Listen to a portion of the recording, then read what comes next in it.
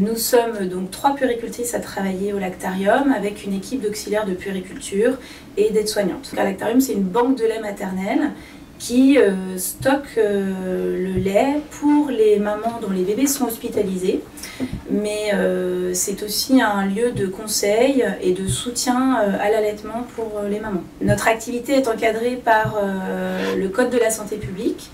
Donc c'est le guide des bonnes pratiques qui encadre toutes les étapes du traitement du lait, du transport, de la réception, la pasteurisation, les prélèvements, les contrôles biologiques et jusqu'à la délivrance du lait dans les unités de soins. Alors au lactarium, nous pasteurisons le lait des mamans dont les bébés sont hospitalisés en don dirigé, mais nous pasteurisons aussi du lait anonyme pour les mamans qui n'ont pas suffisamment de lait ou qui n'allaitent pas.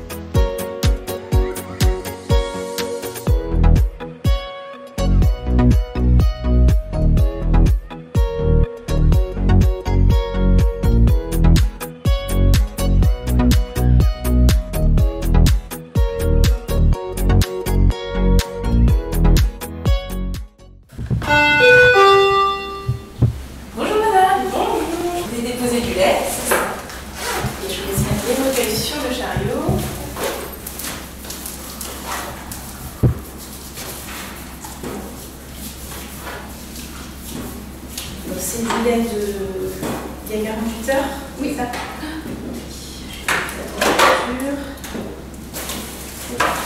Est-ce que vous avez des biberons? Oui, je peux. Et l'étiquette aussi, ou vous spécifiez ce qu'il vous avez, ce qu'il faut. Voilà. Merci. Je vous souhaite une bonne journée. De même. Au revoir, madame. Merci. Pour pouvoir faire du don de lait maternel anonyme, il y a des conditions à remplir, il y a un dossier à remplir, donc il faut signer un entretien médical, vérifier les sérologies sanguines et signer un contrat moral qui engage les mamans à respecter des règles d'hygiène et tout un process pour recueillir leur lait. Par ailleurs, il y a 2 contre-indications au don de lait, c'est si la maman fume ou prend des substituts nicotiniques ou encore la cigarette électronique et si elle a été transfusée dans sa vie.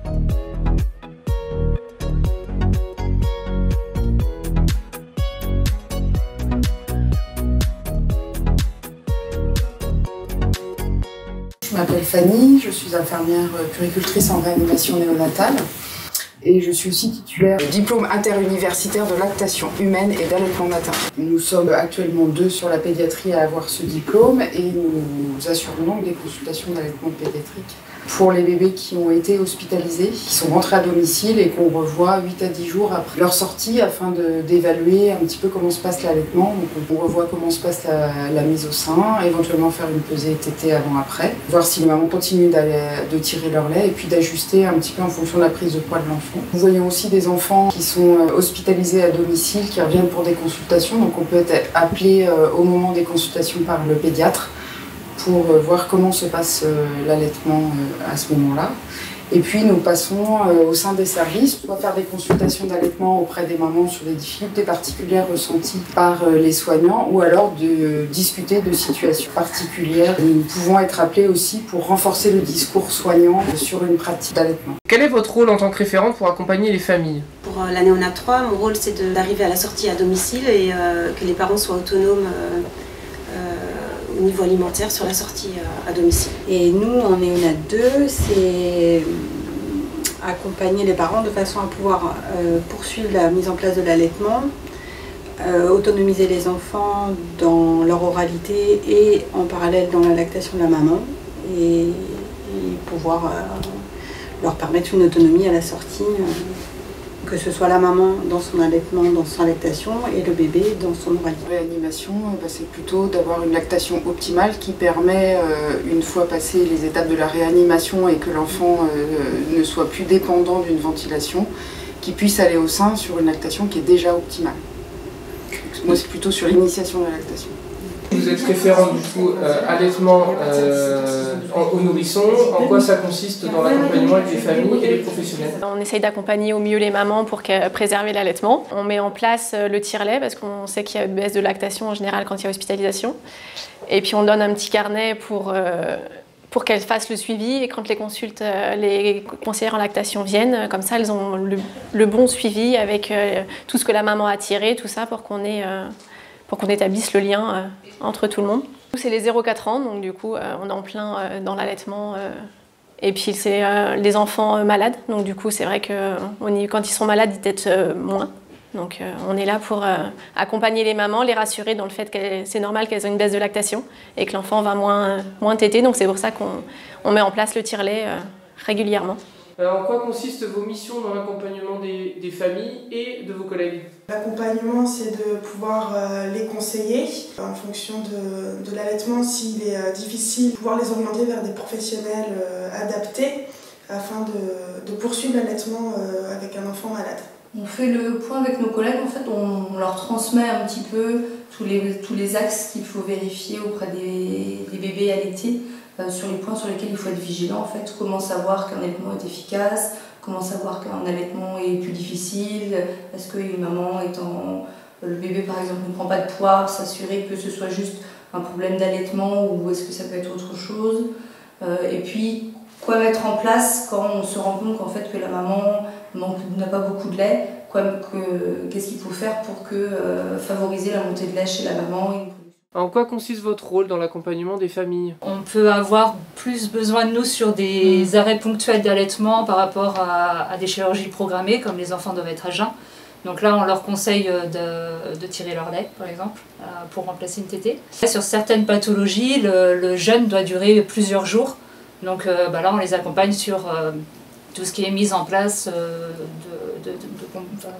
de tire-lait. Du tire-lait, ouais. En mettant à disposition des tire-lait quand il y a besoin, en conservant aussi leur lait, et puis en mettant dans le cycle de stérilisation le matériel. Du coup, vous avez un rôle dans le parcours de programmation des consultations allaitement. Qu'est-ce que vous avez à faire au quotidien dans ce parcours? Alors, nous sommes chargés, nous les secrétaires, de programmer les rendez-vous de consultation allaitement. Il y a une plage de consultation une fois par semaine, qui est le mardi. Le matin, c'est plutôt réservé aux consultations externes et l'après-midi aux consultations internes dans l'établissement. Nous utilisons donc DX-Planning qui est mis à notre disposition, où nous pouvons positionner les rendez-vous. Une fois les rendez-vous faits, on transmet à la puéricultrice qui va faire la consultation, soit via portfolio, c'est visible par portfolio ou par Dexplanning.